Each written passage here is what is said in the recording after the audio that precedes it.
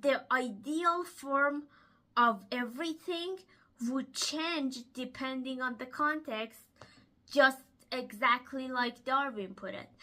So I do think of painting as something that would signify those ideals.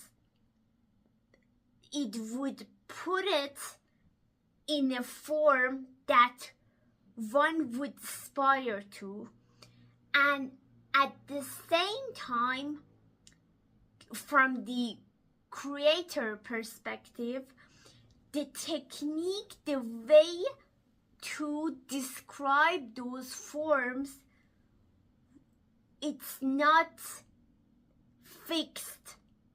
So it should be some living concept that